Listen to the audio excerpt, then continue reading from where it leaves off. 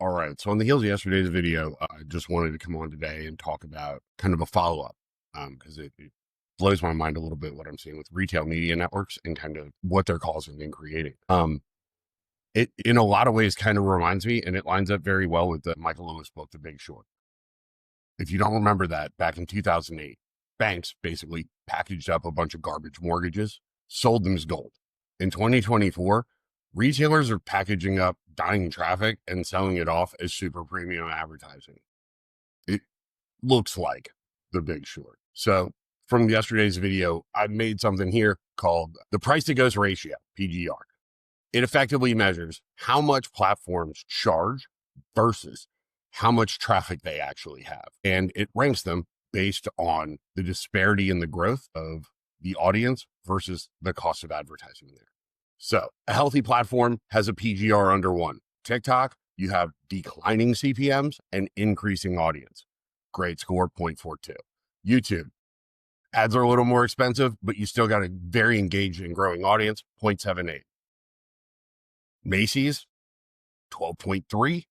That means they're charging 12 times more than their actual traffic justifies.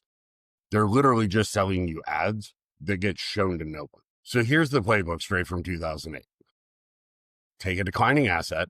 Back then it was subprime mortgages.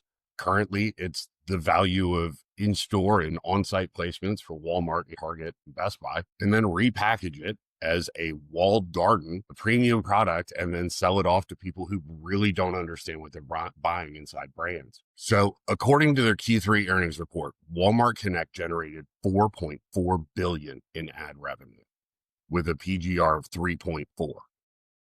That's because the data shows their traffic is down 22%, but their ad prices have increased by 383%.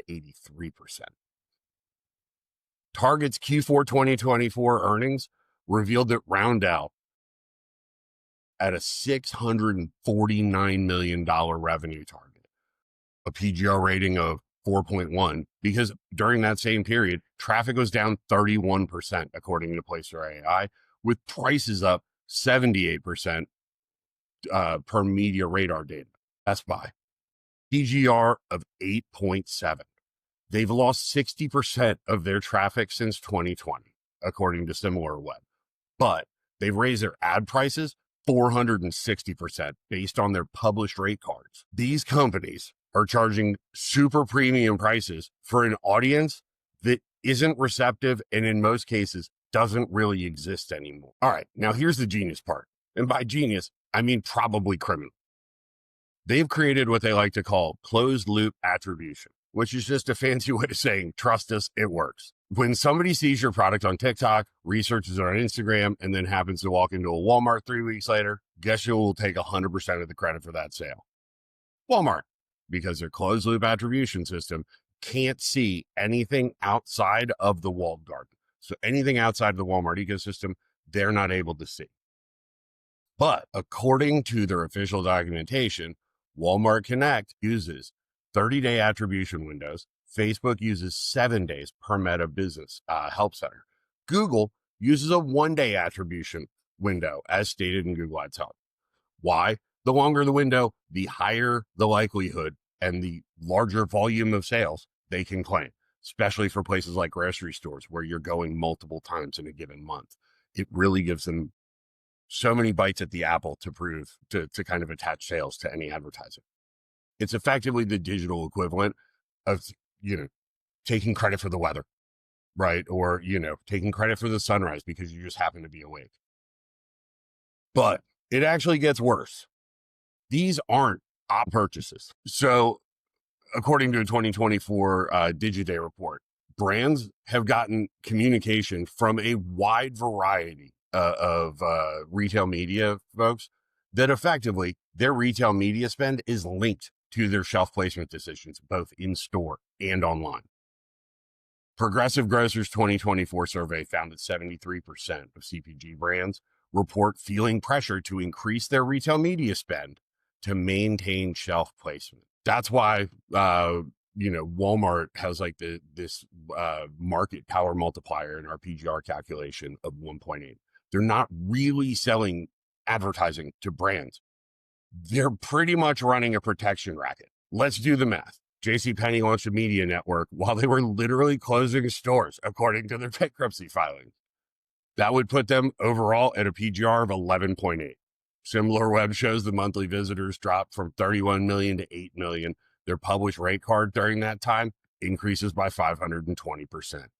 Kohl's price to ghost ratio of 9.4. They lost half their traffic per similar web, then tripled their prices according to their own 2024 media kit. Meanwhile, the platforms with actual growing audiences, remember, TikTok's at a 0.42. Their Q3 data shows that prices are dropping while their audience has grown by 245%, according to data.ai. Instagram Reels, they have a PGR of 0.56 per Meta's Q4 earnings. Pinterest, a 0.68, although they're going up quite a bit based on the volume of AI kind of slop showing up there. YouTube Shorts, 0.48. It is massive and growing and an amazing place to go find new audiences. Now, where I'm really getting, kind of confused, all these earning calls, and I've listened to the majority of them across these retail media networks that are public. Every time their CEOs lead with ad revenue. I mean, you can quote directly from their transcripts. Doug McMillan in 2024. Global advertising business grew by 28%, including 26% growth for Walmart Connect in the U.S. Target, same. Their CEO in 2024, Ryan Cornell. Roundel continued its strong performance, contributing to our profitability. Target stock jumped 12% when they announced retail media numbers, according to Yahoo Finance historical data. It's not because they sold more products. It's because they found a way to charge brands for traffic that was already there and occurring, but in sharp decline. And if you look, according to industry analysis by Forrester, retail margins average 3 to 5%, while retail media margins range from, but this is dependent on that audience being there, high intent, and engaged. And currently that audience is falling off massively, which is why you're seeing more and more brands launch hot garbage audience extension tools, social plus, all kinds of things where effectively they just farm out TikTok and Instagram traffic and repackage it and sell it to. So according to eMarketer, there's now over 200 retail media networks. The total market is worth $153 billion. The mafia would be jealous AF. But here's the thing. It looks like a bubble. Bubbles really are only worth whatever people believe them to be worth until they aren't. What's going to happen when brands realize that they're paying a 12x multiplier for foot traffic that hasn't been in that store in 12 months? And when a major CPG brand publicly withdraws and documents lack of incrementality, it's happening all over the place. They report a 20 to 40% incrementality. In almost all of the testing that I've seen, retail media networks average between 2 and 4%. And at some point, the FTC may investigate these platforms because effectively it's a deceptive trade practice. The same thing happened when people realized that subprime mortgages weren't getting paid and were getting defaulted on. So what do you do if you're a brand who's advertising or an advertiser who's on these platforms? You should calculate the PGR for all the platforms you're using. I have a list on my website of how we break it out. It's very simple based on their publicly available data. Number two, you have to start incrementality testing. Marketing Science Institute has shown that true lift driven by retail media networks is typically 2 to 5%, not 25 to 40% that some of them are claiming. Number three, document every single shelf space threat. FTC's Bureau of Competition specifically addresses tying these arrangements together.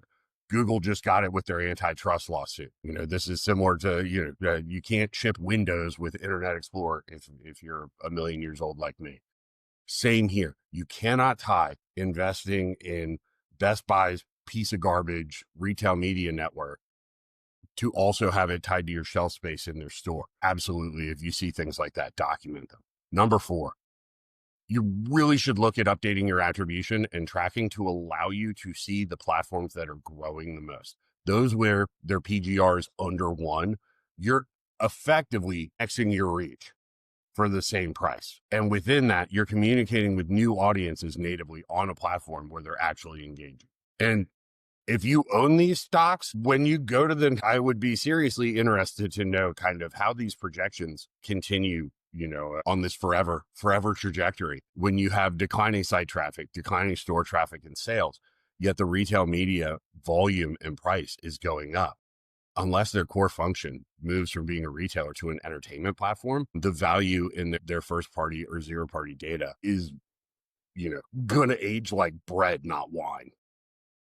To quote the great Patrice O'Neill. All right. So in The Big Short, people made money betting against all of the banks that were selling these fraudulent mortgages, right?